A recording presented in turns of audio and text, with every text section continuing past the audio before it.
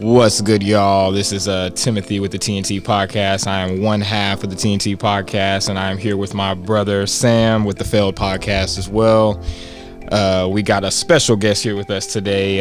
We're going to get into some rap conversation. You know, y'all know what I like. I love the hip-hop stuff. We got somebody that's very, very talented here today with us. Super excited to get into the conversation. It is just going to be me here today. Taylorean has some business to attend to, but you know what? I'm going to hold down the fort today, so I got y'all. Timothy, thank you for coming today. The weather has cleared up, so we are good to go. We went through a little stint there where it was just horrible out in the roads. Hope everyone is safe. Thank y'all for tuning in. As you can see, the TV screen's a little different. It says TNT, TFP. TNT is Taylorean and Timothy, and the TFP is the Failed Podcast. We're going to be doing a few episodes where we're going to be collabing, and we're just going to see if we mix, if we got good chemistry so far. When we talk off air, I feel like we connect, we understand each other, and the few episodes that we've done together, I've liked what I felt like. We kind of got a good rapport, but we're going to let y'all judge it. And they're actually kind of rebranding, and so hopefully they don't rebrand too fast and leave me.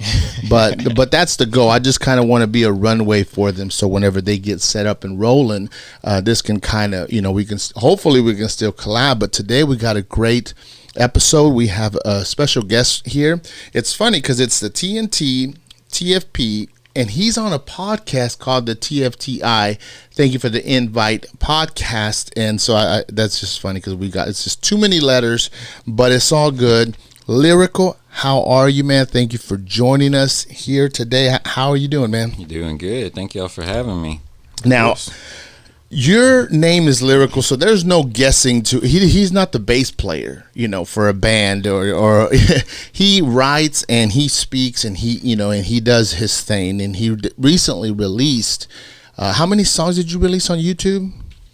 I think that was only probably about like 5 or 6. 5 or 6? Yeah, something like that. 5 or 6, and it's under Orthodox. What was the Unorthodox Emcee? Unorthodox Emcee. We'll spell it out. Everything will be on the link because he spelled the MC a little odd. So if you type it in, you might not miss it. You might miss it. And so we'll put in the description below. We'll put everything so people can link and listen to your stuff. I have heard it, and Timothy has heard it. And so let's just start with you, Timothy. Go ahead and get this thing going, and then we'll just go back and forth. Yeah, man, of course. I loved what I heard, but I just have to know, with your name being Lyrical, how did you even get started in music? Like, from listening to your music, I can tell who your influences are just because I love hip hop. But where did hip hop start with you? What was the first thing that you heard that made you be like, you know what, I love hip hop? Honestly, man, it was like my brother used to listen to like Ghetto Boys, like Scarface and everything, like just like the way that they rhymed. I liked Bushwick from there, the little guy from Ghetto Boys. And then, like he would listen to like South Park Mexican and stuff like that. And I don't know, I just always thought it was really cool. And once I started kind of getting into it, I was more listening to like 3 6 Mafia, Bone Thugs. DMX was like my main guy that I would listen to. Yeah. But there was like a party that we went to, and this guy was from like another neighborhood, and he was like rapping, and then like one of my friends was like kind of like battling with him, but none of us knew how to rap, so it was just kind of sloppy. And I just remember thinking like, next time I see that guy, I'm going to be prepared. So then I just remember like sitting there writing a rap, like, talking trash about his neighborhood and all that. And I was like, all right, I'm going to be ready for it. And then after that, it just like, man, I kind of like the way that, that sounds. So then I would just download instrumentals and stuff and just teach myself how to rap, like what the hell snares were, like I didn't know any of that stuff. Yeah. So I would just listen to SPM, I would listen to 3 6 Mafia, see what the similarities were. Like, okay, they're always stressing on the word that hits on this clap. Okay, so then I guess you got to do that. And then there's this, like, so I had to like just sit there and like decipher how to rap, and then finally just like fell in love with it. Yeah, it's just, I don't know. Ever since then, like I've just been hooked and always have been writing. And so, like, on as far as music goes, what are some of the heaviest influences that you have when you were growing up that really shaped the way that you write, or the way, the type of tempo that you like? Who were the rap guys, or who were you listening to back then? SPM was a big one, but Chameleonaire was like my once I heard him, I was like that, like my early years, that's who I was. I was Chameleonaire. I wasn't rapping about the same stuff, but I just had like that same, because I just always liked, like, there's no empty air in his lines. Yeah. He's filling up every single line with words and like making it worth it. So that's what I always looked at, like, okay, I need to pack as much as I can in this. And if I can rhyme on that, half bar mark with the next half bar mark, like I always just like playing little games with the lines and the way that I visualize it. But yeah, Chameleonaire was like a big one for me. Super underrated. Yeah. And I don't get why he's not in the discussion a lot of the times. What years was he popping, like producing the most stuff? I would. This was probably early 2000s, so I'm going to say about 03 to like 07-ish. Yeah. And then he kind of fell to the background, and he does like a lot of like business stuff now. But so you feel like he didn't get enough respect for what he was doing back in the day, or even to today? If you want me to be honest, I feel like there's a lot of Texas artists that don't get the proper respect. He mentioned Scarface and the whole Ghetto Boys. Scarface is one of the greatest MCs of all time to me. Yeah. Like content wise, storytelling wise, he's one of the greatest ever. So I love that you mentioned him. Yeah. And Chameleonaire is super underrated, but I love how you mentioned that you kind of heard someone battle. Like you heard someone battle rap. A lot of people don't really get exposure to that kind of thing that early on, and that made you want to go learn how to rhyme. So I think that's so dope, because I watch a lot of like rap battles and stuff like that, like URL. So is that kind of how you write some of your rhymes? Like, do you go from a battle perspective, or is it just more like you're just trying to just say the dopest rhyme? I think it just depends, because sometimes I don't. It's hard not to have like kind of like an ego, or like be really competitive in hip hop, because like if I hear somebody and like everybody's like, man, this guy right here is like the best, like this guy right here is good, and man, check him out, and then like I'll listen and it's like, man, but I know what it takes to write, and that didn't take much for that guy to write that. So then like the competitiveness in me will, pick up the pen and write something. Like, I'm not dissing that guy. I'm not dissing the people that like him. But in my own head, it's like, okay, this is my response to that. Like, look, this is, somebody who takes time in writing. And it's kind of like a competitive nature. But I don't know if it's necessarily battling. But, I mean, I guess it's it goes hand in hand, because everybody's kind of competitive, and nobody wants to be the weak one on the track. Nobody wants to be like the person that like, you're all right. But I heard a story about people that like rap or do like open mic stuff. I think it was, they mentioned Kanye, and they mentioned everyone like before Kanye, and they were talking about pen and paper. And they were saying that's like the form, like you better be writing on paper. And he showed up with a BlackBerry. And he got on a mic and he was like, and he had typed it up. And it was so like unorthodox, right? No, but it was so unorthodox.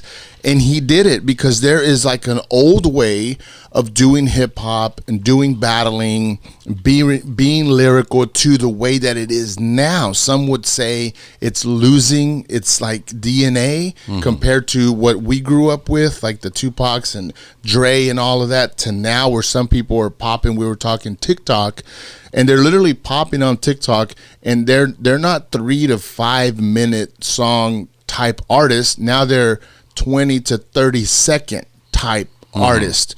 But to me, the creativity is still the same. It's just we're in a different time. How do you feel? Like, what are you trying to keep alive, like from back in the day, and what are you having a hard time accepting from today, and with the way that music is going technology wise and access wise. And I'm gonna walk away.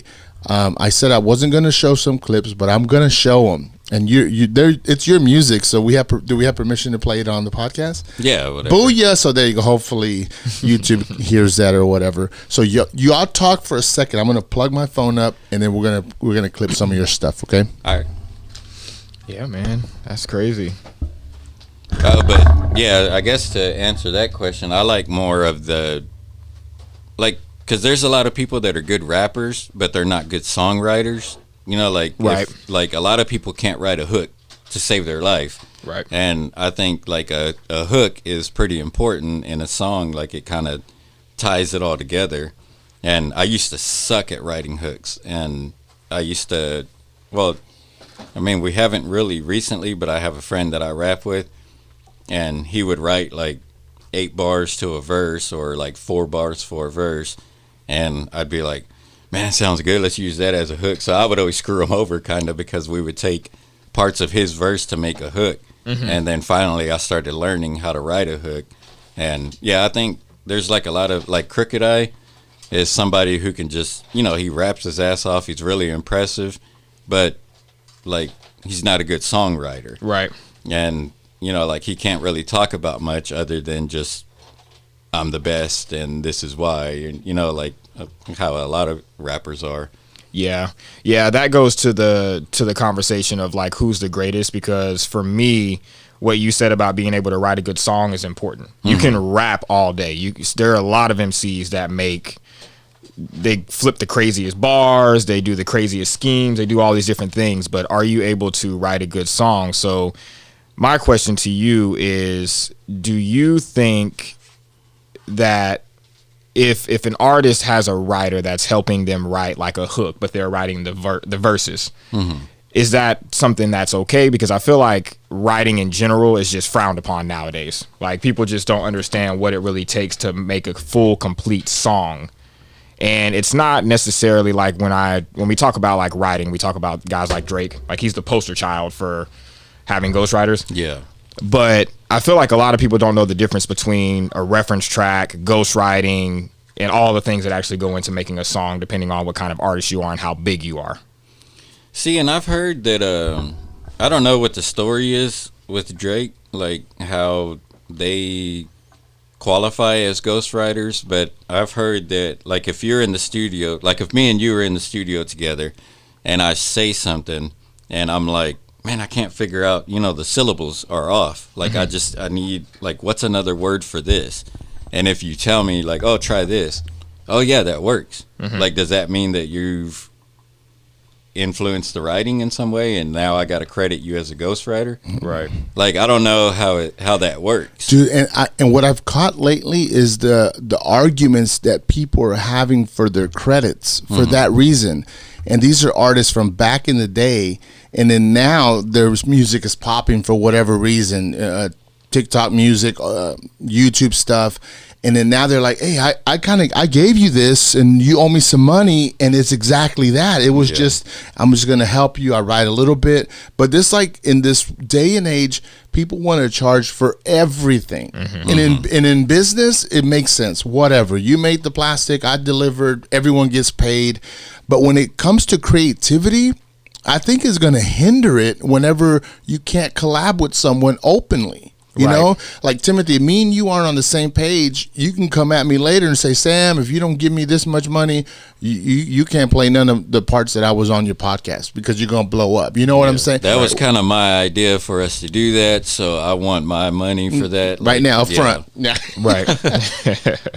But yeah, I mean, if somebody hands me an entire 16 bars and a hook and then says like, oh, well, here's the song, then it's like, yeah, then I can no longer be in the discussion of like a good MC or a good artist. Like Drake is a good entertainer and, like he's good at whatever he does. But if somebody's writing entire songs for him, then, and you don't really know which one. So it's like, I don't know who you are. Right. Like I feel like the good artists, like you get to learn about them through their music. Mm-hmm. But yeah, I don't know. That's kind of a slippery slope. I don't really know much about ghostwriting. I wouldn't want anybody to write for me, and I think I would feel weird like if I wrote for somebody. I've done it, but it's just like kind of like generic stuff. It's nothing like I couldn't get on there and talk about my personal life and then have somebody else rap it. Right. Like look away. It'd be kind of weird. But singers, I think, is a different thing. Like, but I don't know. Even then, I guess it's kind of. They weren't looking at me when I stood up. Yeah, it's a weird conversation because I feel like when you get to the level of a Drake, there's so many different things that go into an artist like Drake. He's such a big artist that there's so many different people that probably contribute to the process of creating the product. Mm-hmm. So in some ways, I can understand if Drake may have a writer or a situation where something came from somewhere else, like the Quentin Miller situation. But I completely agree with you that if you're somebody that is having someone else write 16s for you, you are in a different conversation. You can't be in the same conversation as a Pun or a Big L or, whatever the case. So, okay, I'm going to bring this up, and then y'all just tell me how y'all feel, because I'm going to mention 3 popular and they're acclaimed hip-hop artists from these recent years, okay? They're not going to line up to what y'all like. I already know. Some of them, well, there's only 3 of them. But I want to see, I guess when people are trying to like and follow hip-hop, they're always going to come up with that.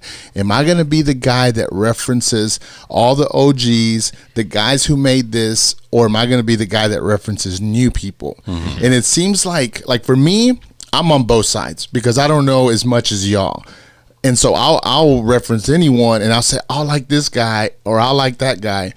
But like if I'm in front of you, I'm gonna be real careful. I'm gonna be like, nah, they're gonna judge me. They're gonna find out that I don't know nothing, right? So how does one accept the new age hip hop, the old age hip hop, just to enjoy it, not necessarily because I don't know. It's embarrassing to name some of the people I like, in front of y'all, because y'all like all. Y'all deep in this stuff, So here we go. Y'all ready? I got 3 of them.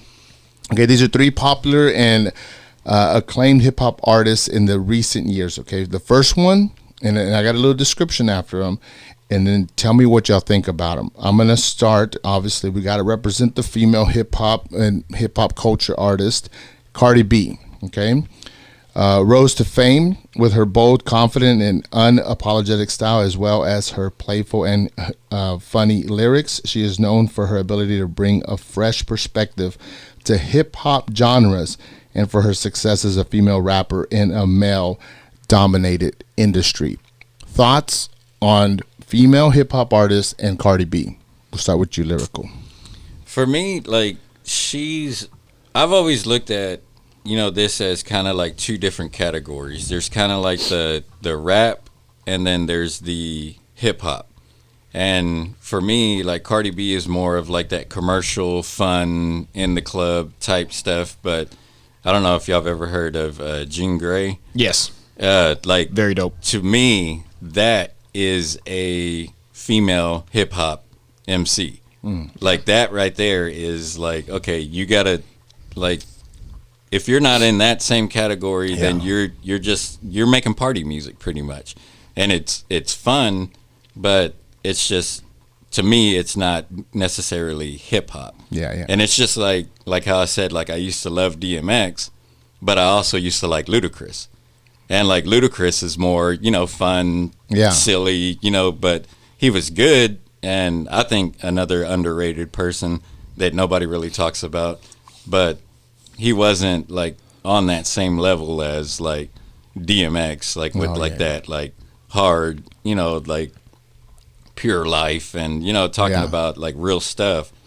But, there's always a space for everybody. Yeah. Just like Coolio was still thriving when Tupac was rapping or MC Hammer, there's a place for everybody, but I don't think she is hip hop. Got it. I agree. You always, in every era, you always had like the mindless party fun music. Like he just said MC Hammer. That's, and for Cardi B, like I'm a fan of Cardi B. I like everything. I think it all depends on like what kind of fan of music you are. Like I can appreciate someone like Elzhi who's gonna spit 75 bars to me, and then also be able to turn on Cardi B and have fun. And with Cardi B, I just think, I think it's her story. It's where she came from. It's how she started. She came from nothing, and now she's, on top, and she's only dropped one album, and her debut album was incredible, by the way. But Jean Grey, like he mentioned, would be someone that I would say would be like a real like female MC. Yeah. You have people like Rhapsody. You have people like Armani Caesar, who just got signed to Griselda. Like there's a lot of dope woman MCs out there that are really spitting bars. But it just depends on like what kind of fan you are of hip hop, and I'm just somebody that I appreciate everything. I can listen to Future, and then I can listen to Wu-Tang. I can listen to Drake, and then listen to, it just depends on who you are. The other person I have on this list is J. Cole. He's known for his introspective and personal lyrics, as well as his political and social commentary. He has built a loyal following for his honest and reliable storytelling, as well as his commitment to creative independence and authenticity. Thoughts on J. Cole? We'll start with Timothy, and then we'll go to Lyrical. You're going to get me in trouble. Do you know who he is, Lyrical? J. Cole? Yeah. I'm joking. I was like, You're going to get me in trouble up here. Me and Taylorean had an episode where we had a conversation about J. Cole, and it was a super, super honest episode. I love J. Cole, man. I think right now, like lyrically, as far as mainstream goes, like just as a part of the mainstream rap goes, J. Cole, to me, is lyrically one of the best. Yeah. My only problem with J. Cole is that his albums don't resonate with me as much as other artists. Yeah. And I was one of the few people that I knew that hopped on J. Cole like in the very, very beginning, like when Wayne was, this was back in 2008. This was like when Wayne was like the guy. And like I was listening to J. Cole, and I listened to his warm-up mixtape, and everybody's like, who's J. Cole? Like, you need to get on this Wayne. I'm like, no, J. Cole. And so for me, I just think the problem with him, like I think in the beginning of his career, he struggled with trying to figure out how to rap the rapidy rap stuff and also be commercial. And I think the problem that I have with him right now is I don't like the commercial sounding stuff that he does. got it. But I still love him as an artist. So he's still a great lyricist. I still think he's one of the big three. It's Drake, Kendrick, and Cole. They're still at the top. He's still super, super influential. Every time he comes out, he knows how to market his music. He's the best marketer of music right now. Like, he markets his music crazy. So, yeah, man, I love J. Cole. Lyrical? I don't listen to him a lot, but, like, I like how you threw in, like, he's one of the best mainstream, because a lot of people leave that out, and a lot of people say, like, oh, he's the best, he's the GOAT, and it's always there's a between category. Him and Kendrick all the time. Oh, they're the goats, and it's like that term has lost all meaning. Right. But yeah, like we got to talk about that. Yeah, that's something that, like, it's annoying whenever somebody always wants to have that GOAT conversation with limited knowledge. Right. And it's like, you can't have that conversation with limited knowledge. Yeah. And like somebody like J. Cole, Kendrick, Drake, those for me are McDonald's, Burger King, these chain restaurants, these big restaurants. Yeah. You can't say that they have the best burger unless you've had, all these little restaurants that are also doing it. Yeah, and selling just as many. Yeah, like somebody like Slug from Atmosphere, somebody like Brother Ali, somebody like Tone Deaf, somebody like Cassette Coast is another person. Aesop Rock. Like, yeah, I love Aesop Rock. And like all these people, Greaves is another one. There's another guy, Sadistic. Like, there's, I mean, if you're watching, man, I hope you have a notepad. He's getting into the real underground stuff. I mean, there's so much. The other day, you sent me a playlist. Y'all sent me one. I think it might have been Taylorean, and I jammed out. It was all local artists. And then I put it on our last episode. If you can, make a playlist like on Spotify or something, and then notate something that we did this, so I can plug it and kind of throw some of those artists that you're talking about. And I think that'll be an easy way for people watching to connect to who we're talking about. Because the Fort Worth one you sent me, it was bomb, bro. Like, I enjoyed it, man. Sorry to cut you off. I just had to put that out there. Go ahead. But yeah, like stuff like that, I feel like unless you know all of these people, like you can't really have that GOAT conversation. Like it's like me saying like, hey, let's make a list of best football players, but all I know is the Dallas Cowboys. Right.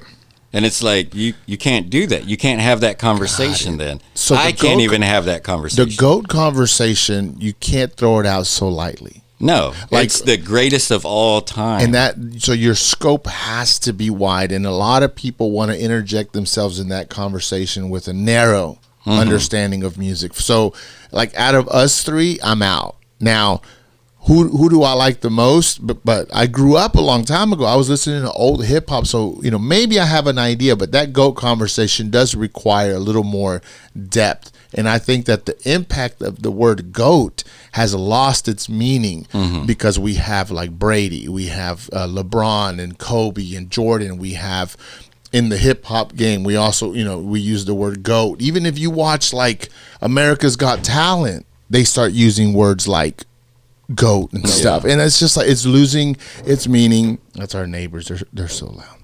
Anyways, it should be okay. Okay, I got one more, and I think y'all mentioned his name while y'all were talking.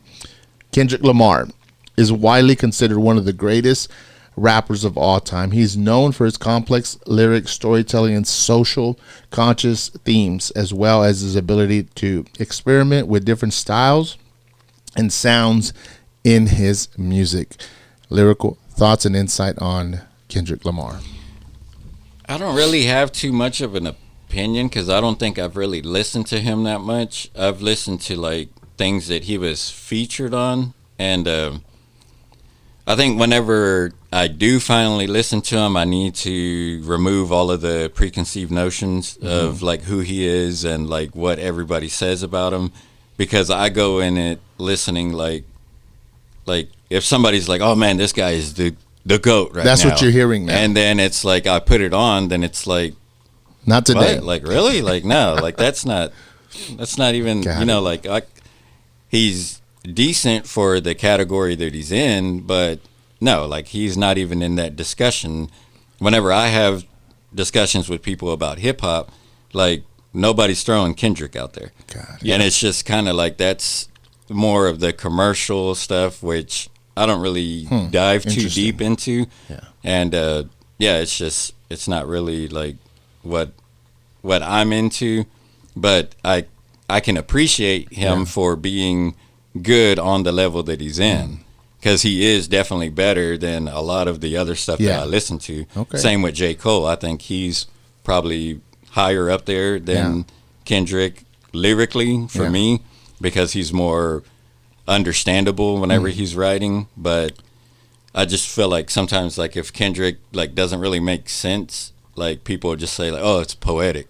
And it's like, no, maybe it just doesn't make sense. You know, like, I was jamming out to J. Cole as I was preparing the studio, and I was digging it. I couldn't have put Kendrick on when I was getting stuff to get pumped up. I would have to sit down and be like, I'm listening. And with J. Cole, I was kind of jamming out. Hit me with what he said, you know what I mean? Because he got a good point there. No, actually, I agree, because I love Kendrick, and I think Kendrick, he offers something a little bit different. You know, I think he hit it right on the nail. I think when they say Kendrick is the GOAT, it's because he's being marketed in mainstream hip hop as the GOAT, because he's the lyricist for mainstream hip hop. But when you've heard Pharoah Monch, you're like, no, like this is not, it's not even close. If you listen to a Pharoah Monch album, it's not even close.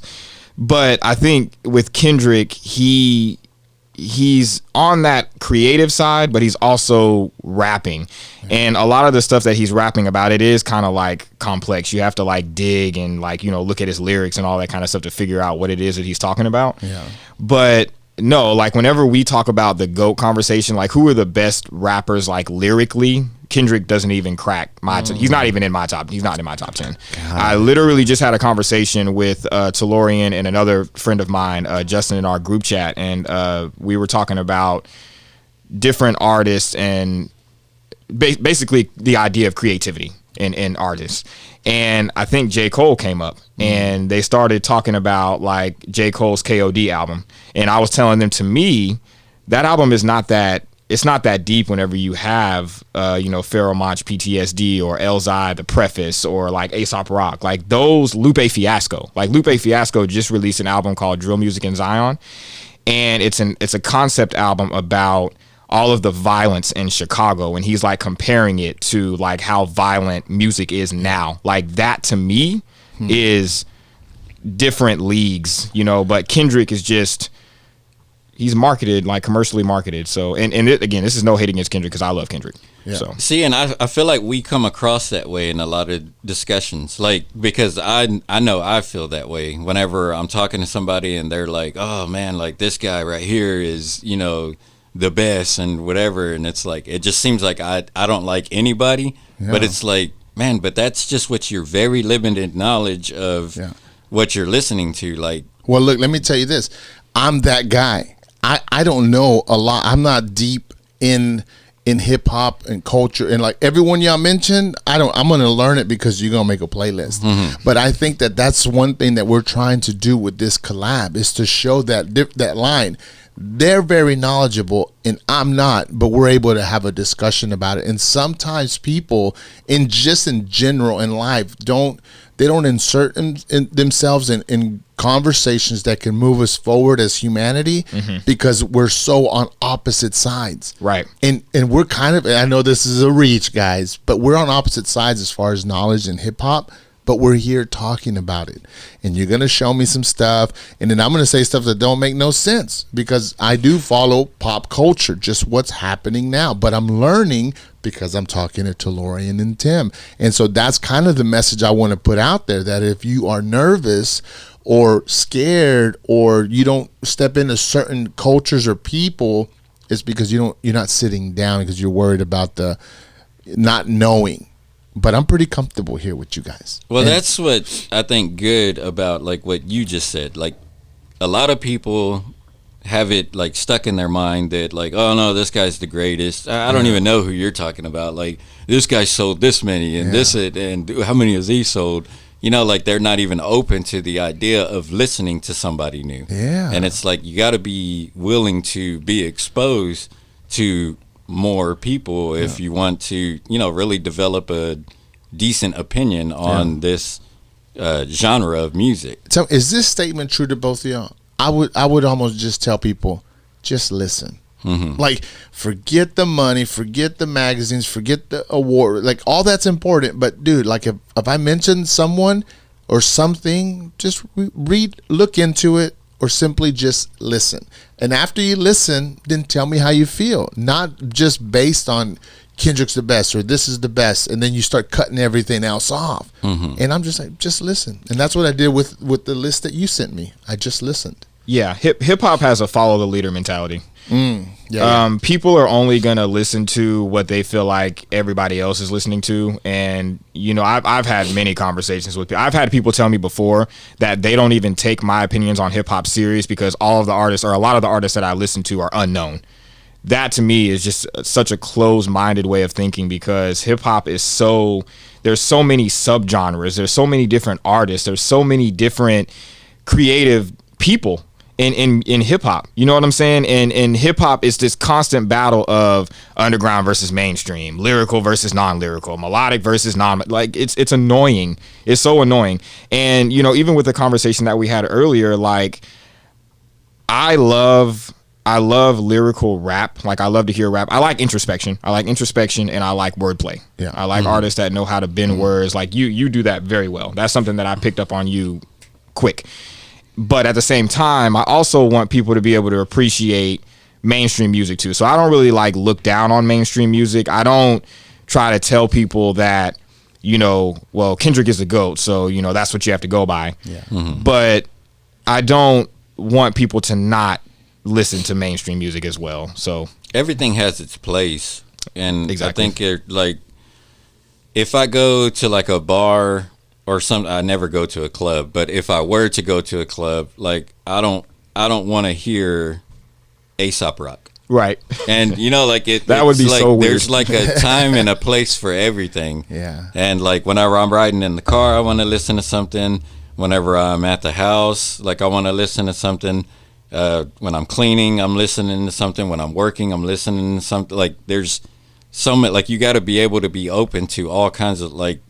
I think out of everything, like on a day-to-day basis, like especially when I'm working on something, I think I listen to more country than I do hip hop because it's like I want something to mellow me out. You know, like I'm not always trying to fight somebody. I'm not always trying to be competitive. Sometimes with you somebody. just listen to music. Yeah, you just want something like you got to be able to pull from everything because like I just want something to match my mood.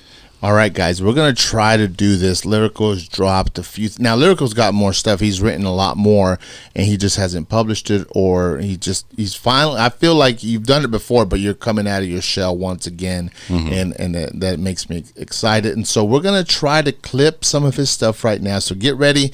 Is there a song? I'm just going to play a clip, and then we'll just discuss kind of the song and the process, writing and making it. And let's see if this works. And I'm gonna play Venting. That's Okay. the one that I wanted you to I know, play. dude. I wanted you to play that one. Okay. I just can't decide if my problems can't be solved or is it just a lack of trying. If you see me smiling, I'm just acting fine. 'Cause half the time I'm in a fucking rage, filled up with aggression. The other half in pain, battling depression. That's how I've lived my life, but I'm trying to live the rest in a happy medium, far away from all the stressing. Under the impression that things will get better. Whew. That's like, I picture you writing that in front of a mirror. You know what I mean? And you're like talking to yourself, man, at different ages. Venting hit, man, when I heard it. I'm like, dude, that's people. I don't know. Tell me how you wrote it. How long has it been written? When did you feel like, dude, I can record this? Tell me a little bit about that song. Whenever I very first started writing that, I think the first bar that I wrote for that was the start of the second verse, that I'm filled with frustration. Like just kind of talking about like how I just feel like I'm not where I want to be. And like it just like almost like coming to grips with the fact that like you're really not anything special right now. Like, you know, like you're just like, everybody always thinks like, oh man, I'm going to be, you know, this and I'm going to be that. And it's just kind of like that reality check of like, no, you're not. Yeah. And that's not where you're at. So it was kind of like a motivational thing for myself to like kind of put it out there. Like, look, dude, like you're you're nobody. Yeah. And just like kind of like something like that, kind of like, I don't know. Like it was just like a weird, like sometimes whenever I'm writing or coming up with stuff, like it's just like little ideas will pop up in my mind. Rarely do I actually write on paper because I can't make all the changes to it that I want to. And I think whenever I finally get like maybe about 4 bars at a time, like I'll type it out on my phone. Yeah. But until then, like I'll just have the entire song in my head because I can visualize it better and I can make the changes and pull things out and plug things in. And then once it's finalized, then I'll type it out or write it out on paper. Yeah. But it's just kind of like a bunch of things that I kind of want, like you said, like talking to yourself in the mirror. Like it was like me confronting myself. Yeah. Like, look, this is who you are. And it's kind of not necessarily pathetic, but it's just like kind of like a reality check. It's real. And yeah, it was just like, I don't think like I intended, you know, like I didn't really like say like, oh, okay, I'm going to write about this. It's just kind of like sometimes whenever I put on a beat or like if I'm in a certain mood and like I'm sitting there listening to beats and then I come across the beat and like, man, I like the way that sounds. Yeah. Man, but that makes me feel like this. And then like I'll like start humming something and I'll just listen to it on repeat a few times and then I'll stop it. And then like I've always said, like in my mind, I'm downloading the beat by listening to it about 4 times in a row, and then it's stuck in there. Now I know where the beat drops. Now I know where it changes. Now I know where, you know, there's a quiet part. Now I know where I need to really emphasize on something. Like, it's all in my head already, so then I can match the lines up with that. Anything on that song? Because I got one more thing on that song. Yeah, you said a lot of deep stuff on there, man, and this is the kind of introspection that I like, and I feel like nowadays a lot of people they use music as an escape, and I think they would rather not listen to like reality. Like that's what it is to me. It was like reality. So I think a lot of people are turned off by like that type of rap, because I've had someone tell me before that it's like depressing. So I've been told that before. Yeah, and it's like those are your waters right there too, if y'all want some. I appreciate that, brother. It can be, but it's like I feel like you need that. You need that sometimes. You need a reality check sometimes, you know? And that's why I feel like with introspective rap, it's more of a peek at the inside of your brain and what's going on. I want to know, like what you said earlier, like when I listen to a rapper, I want to know you. I want to know who you are, what your beliefs are.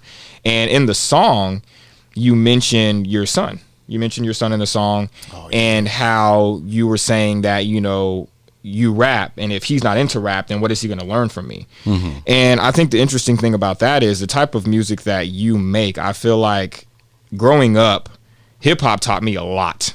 It taught me a lot. I read my first book because of hip-hop. So I feel like even though, you know, if he's not into music, he still could pull, you know, from all the different things that you talk about in your music. So I thought that was really, really deep. And I just want to know, like, do you believe that artists write their best music whenever they're like going through something? Like, you know, we always used to hear the stories of like Eminem when he was like on hard drugs. Like that was when he made his best albums. Do you believe that to be a real thing? I do kind of agree with that. And like I feel like whenever I'm like at a low point or something, like it's just like I can really like channel it in and actually touch on that stuff. But like whenever I'm in a good mood, I'm just enjoying the mood. Like I'm not like, oh, I gotta go listen to some beats and capture this moment. Like I'm enjoying that. Yeah. But whenever I'm like in like a slump, like it's like, all right, you know, I gotta put this out in front of me. And, you know, like I've written a bunch of stuff that I've never recorded just because like it's kind of like my journal type thing. And it's just like I'll write it out and then like, man, I don't know. Like this mood that I'm in right now, I don't think I really want to put that out there. Like you just, I don't know. There's like a lot of moods that go with it that like some of them, it's like, I don't really want to, you know, put that out there, and I don't really want to revisit this feeling. Yeah. So it's just like I write it out to get it out of me. It's kind of like a therapy thing. But if I'm in a good mood, if I'm happy, if I'm out like at like a party or something and I'm having a good time, the last thing I'm thinking about is trying to capture lyrics for that. Right. So I feel like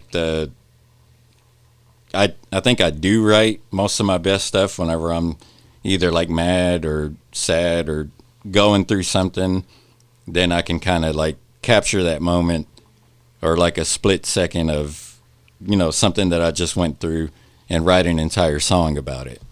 You said like the word pathetic a while ago, and it stuck out because when you talk about creative, whether it be a painter, a writer, a poet, a rapper, you name it, if they have that, if they see themselves that way, they won't make nothing. So forget developing and becoming better, right? And I love that you wrote this song from that basis. Like, dude, if I amount to nothing, if I'm this, like you were hard on yourself, but you still wrote it and it's still out there. And I think that's a lesson. This is a little bit of the failed podcast thing, but like it's a lesson for people that no matter how you feel about yourself, first of all, but people might make you feel that way because you're comparing yourself to 1,000 other rappers that are doing better or whatever. And even though it could be real, you still chose to put your creativity out there. And I guess that's the message I want to put out there for people listening is like, dude, like there might be some truths, right? That are probably ugly and not nice. But if you feel that you have something, a gift, you need to put it out there regardless of what the words are or the painting. Like it might be pretty bad. Yeah. But at the end of the day, it might be really good. And hearing that, trust me, I've heard it and I'm listening like, dang, what do I have to offer this world, man? Like, I feel like I have something to offer. Maybe I suck, but you know what? I'm going to offer it up. And dude, that was crazy. I'm going to play the next one. It's a different cloth. And then you tell me forward or don't forward. I'm just because, and then, you know, if you want to hit on something on that song. Let's see where it went.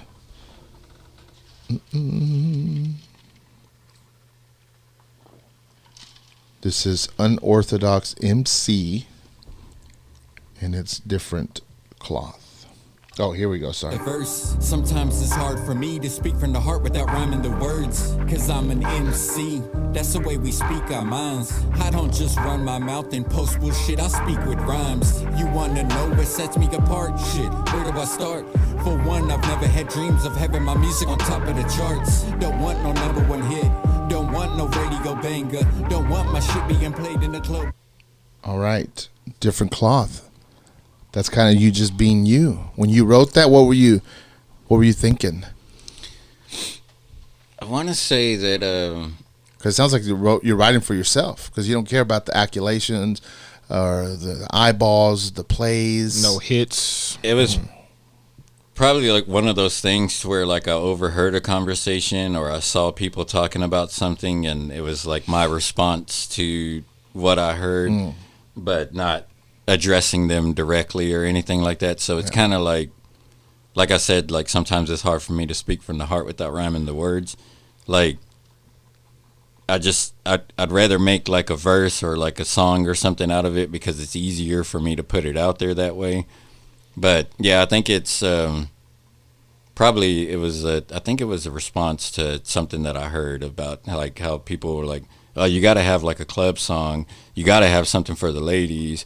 You know, like nobody's gonna, you know, like just throw ever bait since everywhere. I started, like everybody has their opinion on what I need to have, what I need to do, what I should make, and like, oh man, you got to have like a club song, like, well, and these are friends like and family telling you this. Yeah, it's just like people around, and then like it's just like there's these, like, I don't know, like everybody has like their own opinion, but let me tell you of what it should be.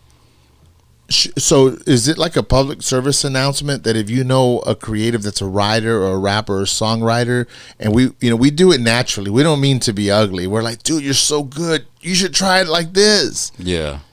What should we do then? Like how could we encourage you? Because we're basically saying that because we think that you have the ability to do it. Yeah. See, and I don't think like how you're saying it would be like a bad thing, but I think like if you were like, nah, man, like that's not, like you need to focus on club songs. I see. Man, you need to focus on something for the ladies. Like the ladies are where it's at right now. Like you need to focus on this. And I mean, of course, this was like, pre-TikTok and all that. But like now I'm sure it's like, oh man, you need something that's going to be trendy. You need something that's going to, like really catch on and go viral. And it's like, man, but like that wouldn't be me. Like then you can get that from everybody else. Yeah. But like you said, like some people are just kind of like scared to put themselves out there. But it's like, well, maybe you have something to say that nobody else does. Yeah. So like maybe you need to put it out there, and then like you might speak to a few people. Now, like I think about like whenever I have a map app on my phone, it tells me to go a certain way, and I'm like, no, I'm in my hood. I know the better way to go. Yeah. So I go my way, even though it keeps saying reroute. Yeah. This is and I don't listen because I know the better way. Yeah. So I kind of hear you on that. And I think too, it's one of those things where it's like, if people are telling you that and you know what kind of music I make, it's like, come on, man, like this is, that's not my thing. And I think you're gonna make it so much further on originality versus you doing what someone else or what the machine thinks is going to work for you. And I do want to know though, does it scare you? Because right now, I mean, let's be honest, like hip hop music is kind of like one format right now. And, lyrics and what we like isn't necessarily at the forefront unless it's the people we talked about earlier. So is that something that scares you? Like, do you think it's going to be like more difficult? No, I think because like my end game isn't really the same as most people. And I think like knowing that people like Slug, knowing people that like A$AP Rock, Brother Ali, Greaves, like people like that are still making music. Like it's like, okay, there is a place for us. It's just not up there. Right. And it's like I think come to grips with that a long time ago, that it's like, okay, I'm not going to be in the club. I'm not going to be on the radio. I'm cool with that. So it's like it's almost like I've kind of taken on the anti that, like it's like I'm anti-club. So I make it a point to let people know that like, look, that's not what I make. Don't ask me for it. Don't expect me to make that. Like I'm putting it out there. Like I'm not making songs for the radio. I'm not making songs for the club. I'm not making party music. On these 6, which one of these, I mean, I don't know if this is even a proper question, but which one do you prefer above the rest if you had to put them in order? What's 1, 2, 3? Because I want to play the one that maybe you have some more insight to share on. Which one would you have me play?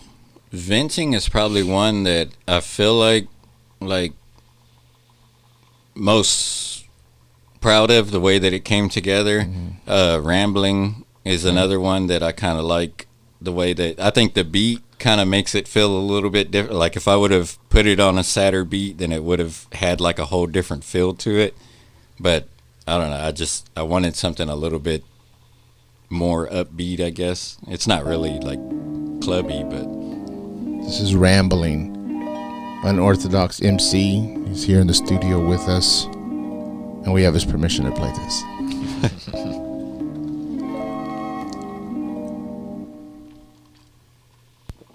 This shit used to be easy, but it's hard to write now. Nobody wants to hear the type of music that I write down. I might sound like a fucking broken record, but I'm not doing what they do. I went my own direction. How much more can I stress it? Still I get neglected since my songs ain't about the streets no more. The streets ain't interested. It's hard to keep it honest in this rap and be the shit too. And every other song is just me bitching about my issues.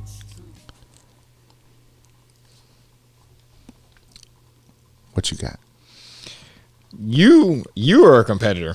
I like it because you have a line where you say, a lot of people come up to you and say, what if you're giving people ammo with all the stuff that you talk about to use against you? And you're like, I don't care. Like, I don't think that I won't dish you back too. So you took a little bit of that battle that you saw, and you have like that in you. And that's something that I love about you. And I love that you're standing on. So you're pretty much okay with being having that underground title, because a lot of rappers, they're like, oh man, I don't want to be considered as underground. So you're okay with that? Yeah, I love that actually. Like that's where I prefer to be. That's where I feel the most comfortable, because you can be as creative as you want and not have to make anything a certain way. You could just do whatever the hell you want to do. That is a fact. And I want to know too, because I did scroll through your Instagram and I saw where you said that Atmosphere was one of your like most listened to artists. So like Slug and Ant are so dope to me. How did you when was the first time you heard them? Man, I think I heard it in passing, like just randomly, like maybe on like Pandora, but I never really, because there's times to where like I'll hear about people and like I'm planning on checking them out, but like I'm not in the right space to open-mindedly listen to them yet. Right. So it's like I think I was like probably like in like a Slaughterhouse kick, or like listening and stuff like that, and like it was like like that's good, but that's not the mood that I'm in right now. So like I'll come back to that. Yeah. And then whenever I finally did, I think the first song that I paid attention to and listened to was Scapegoat. And then I just remember thinking like, damn, this guy right here, like that's incredible how he's just, listing all these things, like it just the sound of it. And then it just made me more curious to check him out. So then I just started listening to more and more, and after that, it was like, man, this guy's got something for a little bit of, all of my moods. So, like, he's somebody that you can go listen to no matter how you're feeling, really. Right. And I think that's what's good about him. Yeah, he's super, super relatable. And one other thing that I did want to mention, too, we talked about kind of earlier, mainstream artists. What people don't understand and why I feel like people shouldn't be so close-minded is because a lot of these mainstream artists, they get their ideas and creativity from the underground artists, Yeah. I want to mention MF Doom, rest in peace to him. Like, I really hate that a lot of people kind of jumped on him after he passed, because there's a lot of things that he did when he was here that if you would have just, been there when he was here, it was like all the different monikers and the way that he rapped and everything like that. It's just, like a lot of these mainstream artists, they pull from the underground. So I don't understand like why underground has such a negative connotation on it. I don't get it. Yeah, nobody was there for the road trip, and it's like, now whenever people talk about like Eminem, they're like, like he's overrated, and it was like, man, you got to think of the climate whenever he came out. Right. There was nothing like this guy. No. Like, there was protests about this guy. This guy was like treated like crap. Now rap is in McDonald's commercials. Right. Like, that wasn't the climate that we were in back then. Now rap is more of a trend. Everybody's doing it. Freaking Billy Ray Cyrus is jumping on hip hop. Like, it's kind of like a silly, funny thing to do now. And back then it was like, oh man, those guys, no, stay away from those people. Yeah. Don't listen to that music. Like, families couldn't listen to that in the house. So it's like, unless you were there and you saw, Eminem come out, the way that he came out, the stuff that he was saying when nobody was talking about that, like, don't sit there and judge his music based off of what he's doing right now, because I'm not even that big on what he's doing right now. It's just more of like rhymey. Like, you could tell that he's just got notebooks full of raps and he's forcing it to fit on these beats. And back then, like, he had, like how you brought up, back whenever he was into drugs, and I think he was more zoned in. It was more structure in Eminem's music back then. Now you're absolutely correct, because I have a big issue with the way Eminem raps right now, because it is just like he's taking a beat and he's just like, how many words can I fit on this beat? And it's so annoying. If you don't mind me asking, what year were you born? 85. 85. Okay, so you were there for the good stuff. You were there for like the Mobb Deeps and you got the good stuff. I respect that. So Lyrical, as obviously you're an artist. You've published these 6 songs. You got more in the works. What are some of your goals? You've already set some of your limits. Like, I'm not for this, for that, but you're still a creative, and to get people to hear what you're saying and how you're saying is still somewhat important to any artist. So what can we be looking forward to? What are you trying to do this year long term with your music? I think I just want to be heard. I think is like more important than anything. Like, the plays that I've been getting off of TikTok, like, it's like, man, that means a lot to me. Like, I don't really care to be like this face that people see. I don't care to have the popularity. I don't care to be recognized out, anywhere. Like, if I could just, like, if people knew the music and liked the music, that's all I can ask for. Yeah. I don't care to be doing shows. I don't care to be out there partying all the time and hanging out with people. That's not my personality. I'm very, like, antisocial. I'm very, like, is there a song like, that you... yeah, like, there's one on there called Antisocial. Yeah, that's one that, like, I kind of wrote because it was like, that one right there really hits.